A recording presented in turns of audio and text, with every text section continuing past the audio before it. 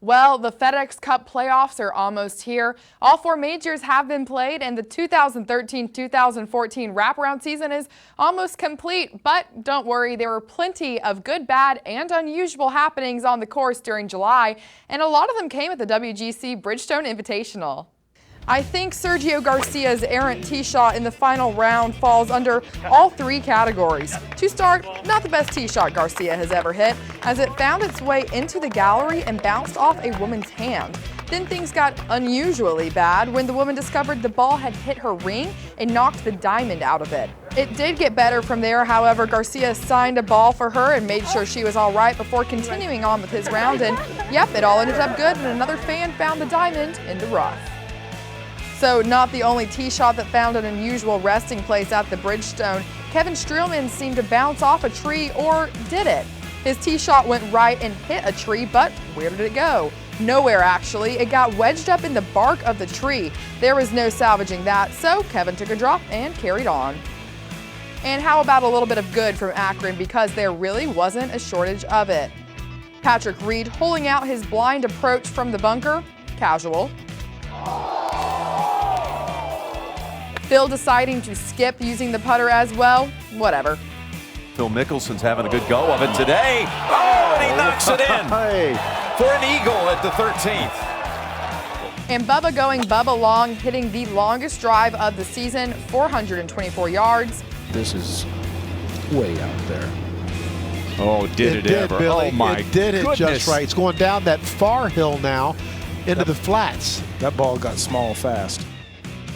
And why not? Here is a hilarious shot of Tiger throwing a paper plane at Bubba. The 3M Championship also provided some pretty great stuff from the legends of golf. On the 9th hole at the 3M Championship, Lee Trevino, Gary Player, and Jack Nicklaus all had a similar line for their putts. Trevino was away and missed, Player put it away, and Jack was also about to take Lee to school, but Trevino with the block. Still competitive, some things never change. And how about some hole-in-ones to fall into the category of good, starting with Bud Cauley at the Greenbrier Classic.